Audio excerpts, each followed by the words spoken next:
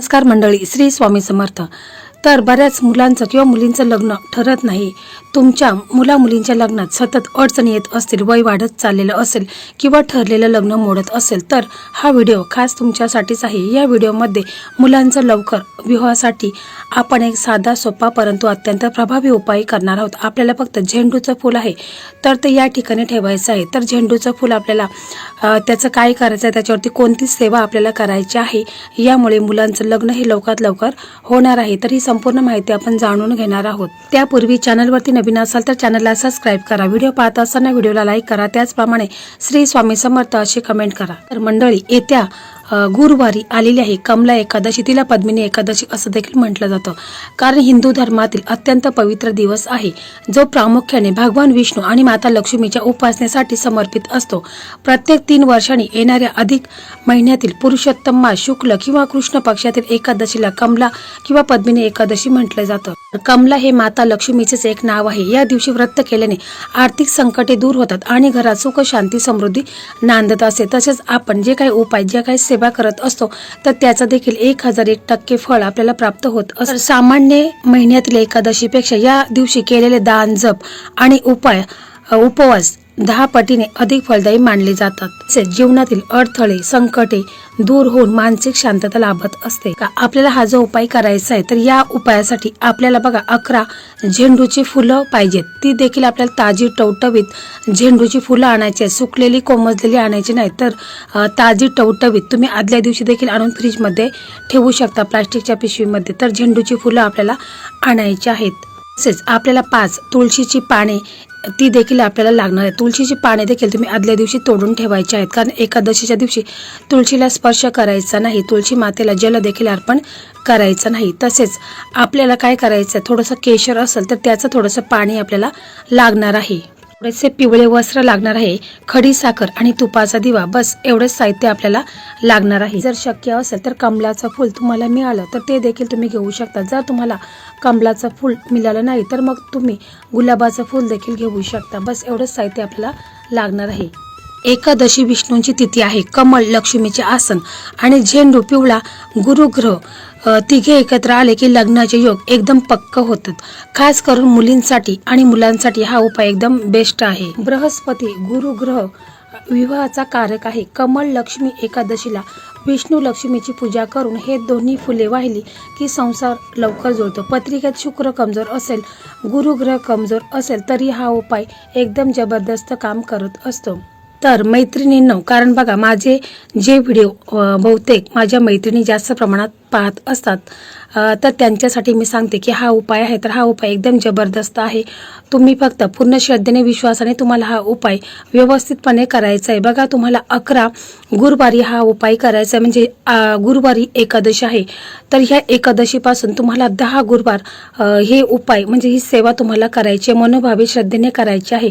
बघा, 11 गुरुवार येणार पण नाही तोपर्यंत मुलांचं लग्न हे होणारच। फक्त स्वामींवरती विश्वास ठेवायचा आहे, कारण करता करविणारा शेवटी तो आहे। आपण फक्त उपाय करणार आहोत आणि तो आपल्याकडनं करून घेणार आहे। मैत्रिणींनो, लग्न रखडले, मुलगा मुलगी बघून तुम्ही थकलेले आहात तर बघा ही एकादशी गुरुवारी पण आले आहे, त्यामुळे हा योग चुकू नका।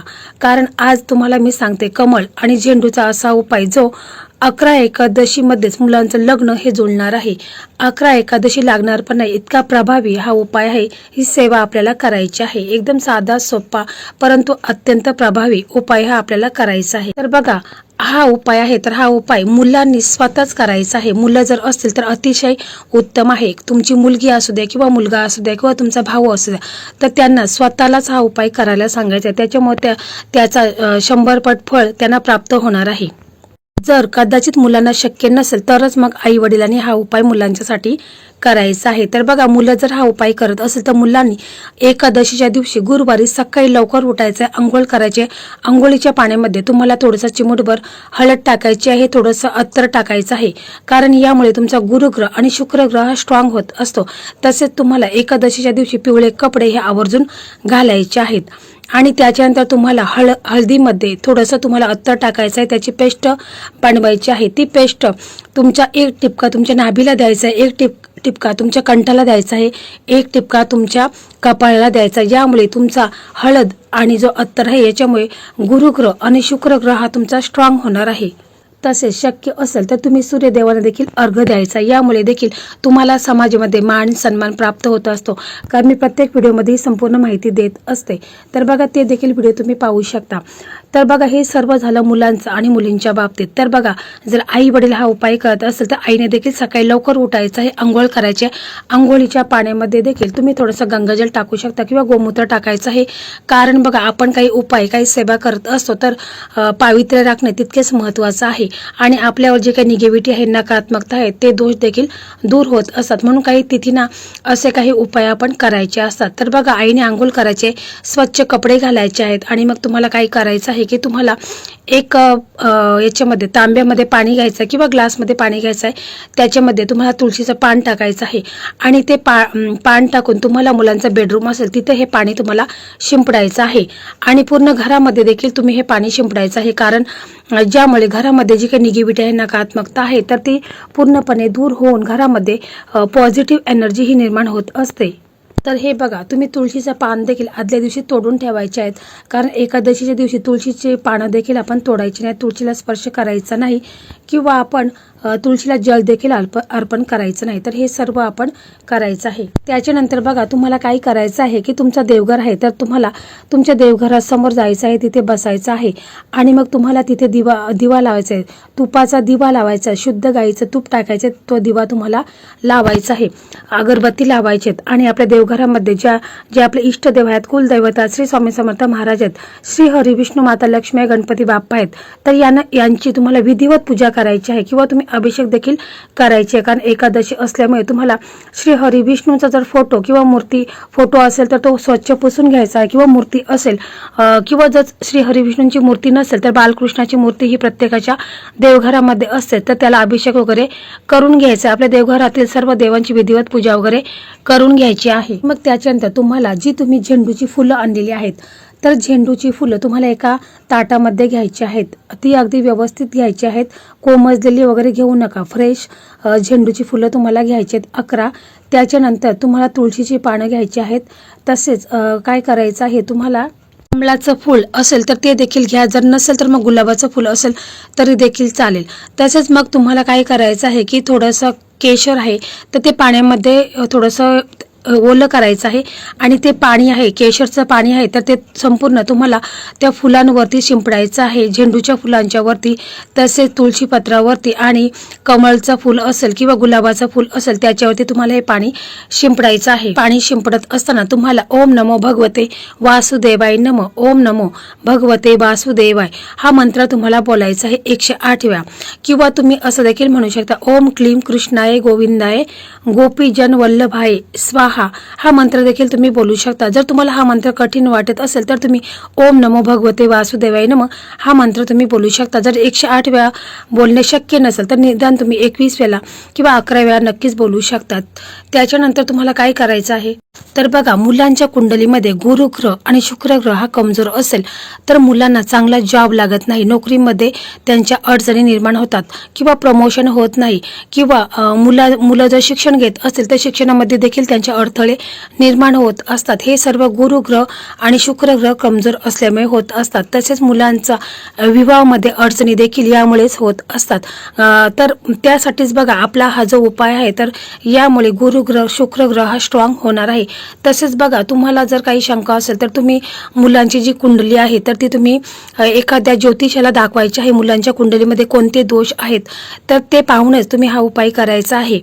बघा ही सेवा करता वेळेस तुमच्या घरातील सर्व सदस्यांनी बसायचं आहे। तुम्हाला प्रथम काय करायचं आहे की तुमचे जे आपण झेंडूची फुलं आणलेली आहेत तर ती झेंडूची फुलं आहेत तर ती एका एखादा प्लेट घ्यायची आहे, त्याच्यामध्ये पाणी घ्यायचं आहे, त्याच्यामध्ये तुम्हाला झेंडूचं फूल हा बुडवायचं आहे आणि जर तुमचा मुलगा किंवा मुलगी समोर बसलेली असेल तर त्यांच्यावरती हे तुम्हाला शिंपडायचं आहे किंवा तुमच्या घरातील सर्व सदस्य बसलेले असतील तर त्यांच्यावर देखील हे तुम्हाला पाणी आहे झेंडूच्या फुलाचं, तर ते पाण्यामध्ये बुडून ते सर्वांच्यावरती शिंपडायचं आहे, स्वतःवरती देखील तुम्हाला शिंपडायचं आहे. शिंपडत असताना तुम्हाला हा मंत्र बोलायचा आहे, ओम ग्राम ग्रीम ग्रो सह गुरुवे नम.